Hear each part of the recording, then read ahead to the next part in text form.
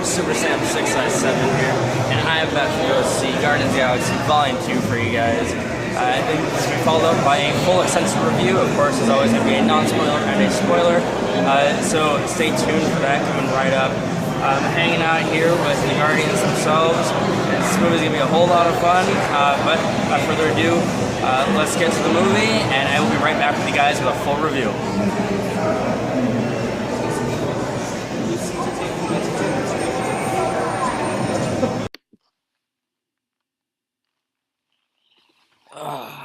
Alright, so before I get on with the review itself, I just want to make clear that this is the non-spoiler review.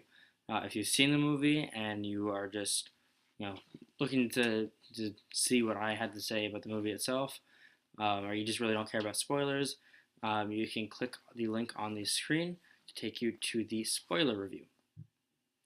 Alright, that being said, I'll get on with the review. Alright, so right away I noticed that this movie had very similar tones and feels to the first movie, except the fact that they added a lot of emotion into it, actually. You really felt attached at this point to really like all of the characters in there. And plus you kind of expected some of the action and things like that to really go on. So overall, if you really just loved the classic Guardians tone from the first movie, you should be, happy with how this movie kind of plays out. That being said, though, this movie did kind of break convention a little bit. There were certain things that I didn't expect that they were going to go with. Kind of expected, okay, but this is going to resolve itself by the end, right? And then it didn't. Yeah, so that's kind of the thing. Like, there's some things that I found that were just really unexpected, either just unconventional for, at least in relation to the previous Guardians movie, and unconventional in terms of all Marvel movies. They actually did things that no Marvel movies done before. Actually, this isn't really a spoiler, but I'll just say, there's actually more than one Stan Lee cameo, which I was actually kind of surprised at, because I thought that after we saw Stan Lee the first time in the movie, I didn't think we were going to see him again, and then at some point we actually did. So that was a little bit surprising. Typically, they keep it to like one scene, one line from Stan Lee, so that was actually very surprising. Another thing is that this movie kind of had a different focus than the last one. The first movie was really all about, this formation of this team and this family. And in this movie, it was all about strengthening those bonds of the family and, actually keeping it a functional family. And they mention that a lot of times. Pretty much every character mentions how the Guardians really are more of a family than a team. And I like that a lot, just because, if you look at, for instance, like the Avengers or things like that, they didn't really act like a family, really. They acted, like a team, and then they eventually fought each other in Civil War and things like that. And whereas, they'll bicker in this movie quite a lot. In fact, that's actually really one of the, biggest points of conflict is actually with each other. But, even though they do argue and they do have conflict with each other, they ultimately work towards resolving that. And really the whole moral of this is that once you strengthen those bonds, really this family is unstoppable. And one of the songs from Awesome Mix Volume 2, which is one of my favorites, is as The Chain by Fleetwood Mac. And they used it really artistically in this movie, just because it was really symbolic. Representing that chain that really bound all the Guardians together. And that, it shouldn't be broken, but if it is, then they're going to start having problems.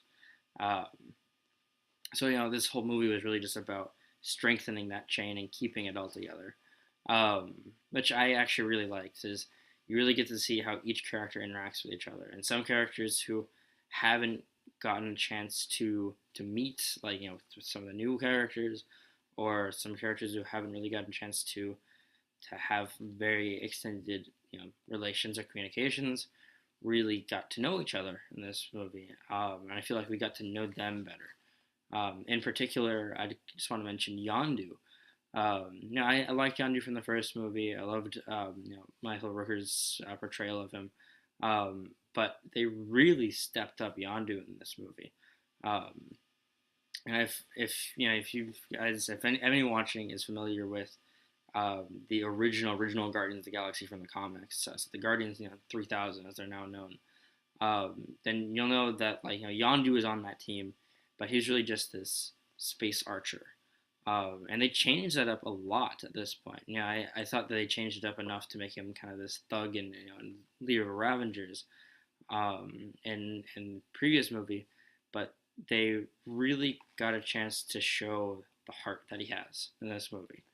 I know that that kind of might contrast your initial thought of Yondu because he is this thug, um, but really seeing that other side of him, I really liked. Plus I said they stepped him up. He was actually like one of the coolest characters in the movie, in my opinion. Just he had really like a couple of really great scenes um, that all of these different things are happening. That they're all he's the catalyst of it all. So I really like that. Another new addition to the Guardians of this was Nebula, and they also really elaborated on Nebula a lot. Um, they in the first movie she was aligned with Ronan, and so as such she was against the Guardians and all that. But in this movie, you know, she really gets a chance to show how she reacts to everything, not necessarily how Ronan reacts through her. Um, and I really liked that, just because it was a lot more humanizing for her, which I know is really odd considering she's not human. Um, but we got a lot of backstory on her, especially her relationship with Gamora, um, and I'm really excited to see what they do with Nebula further. I wasn't really a huge fan of Nebula from the comics, but that's really just because she kind of failed to impress me. Um, and I feel like they're doing a lot better job of that in the movie. So I think that's actually really good. And then lastly, I want to mention Mantis for the new additions to the Guardians. And Mantis, the thing that threw me off about Mantis is that she's a very different type of Guardian. The rest of the Guardians, they're all, they ultimately all try to save the galaxy. They all try to do these righteous acts, but in some way or another, they're not really the best people. I mean, you have Rocket, who, yes, he wants to save the galaxy, but ultimately it's so that they can drive the prices up. Um, or Drax, who, yeah, he wants to help, he wants to do this, but at the same time he has no filter. And then here comes Mantis, who she's very socially awkward, but she doesn't have that alternate side to her. She's really like the sweetest guardian. So that threw me off a little bit, but she had some really interesting relations, especially with Drax, that I really like to see. Um, and I'm really excited to see how she really fits in with the team, moving forward. Um, and there's a lot of characters in this movie, but otherwise, there's a Yesha from the Sovereign, there's Ego, a Living Planet, there's Taser Faces in this movie, um, and they all had a different impression on me. Taserface, pretty much what I expected out of him. For those of you guys who don't know, he's actually one of the earliest Guardians of the Galaxy villains. He was a villain of the Guardians 3000.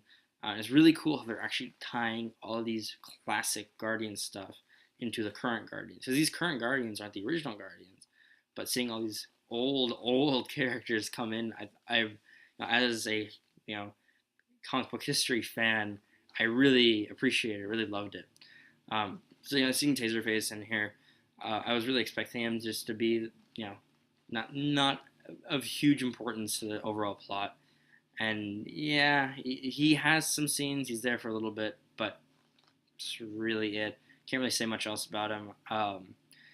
Ayesha and the Sovereign, I thought were going to be a little bit different, um, but that's mainly because they kind of serve as the driving force in like the first act against the Guardians.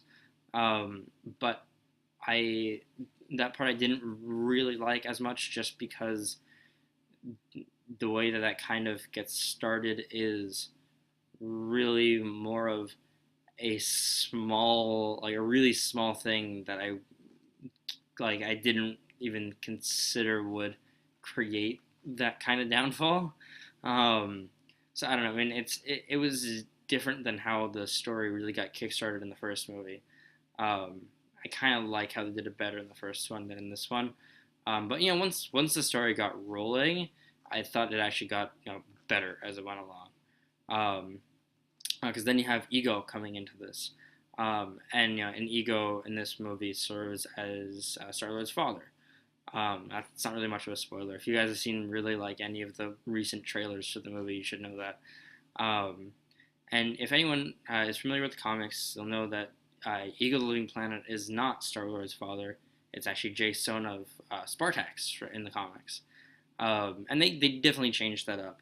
Um, and I was initially, I don't know, I didn't know how I was going to feel about it, just because Ego's a really big character to swap out for uh, Jason of Spartax.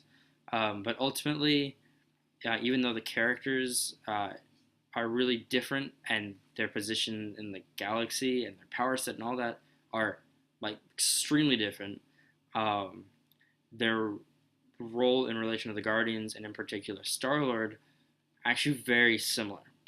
Um, yeah, so like if you're really looking for any kind of reference on this, look for like some of the more recent Guardians stuff. Um, like if you're really looking for this strange relationship, um, of Star Lord's father, you can even read a story like Black Vortex, because he has a lot to do with that, um, and you really see how it kind of affects everything.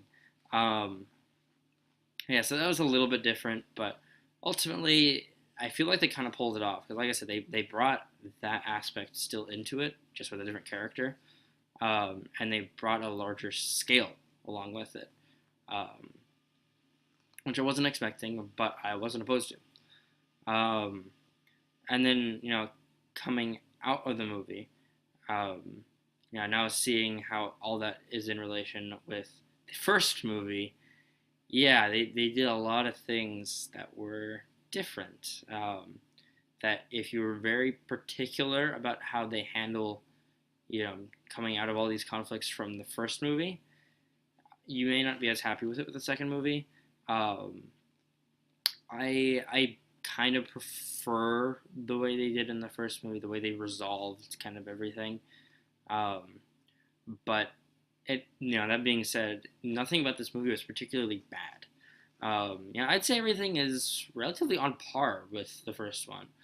The humor was still completely present. There were like some extremely funny lines, funny moments in there. That's kind of to be expected. The action's great, of course. The soundtrack was incredible. Um, and everything that you would really expect out of a Guardians Galaxy movie. Um, there are a lot of stuff that they confirmed about the Marvel Cinematic Universe from this movie that I didn't think for a second they'd even touch. Um, but a lot of things really made me happy, just because now that we know that these certain things exist, it opens up this huge range of possibilities. Um, and now I actually have a theory about what third movie will be on, which I'll cover in the spoiler review. So after you've seen the movie, definitely check back with the spoiler review. That way you can hear my theory for Volume 3. It's already been confirmed. We already know that James Gunn is working on it. And it's said to take place after Infinity War. So things are going to be kind of different, because the next time we're going to see the Guardians is next year in Infinity War, when they team up alongside the Avengers to fight Thanos. Um, and I'm really excited to see where they take it after this. I definitely thought the movie was good.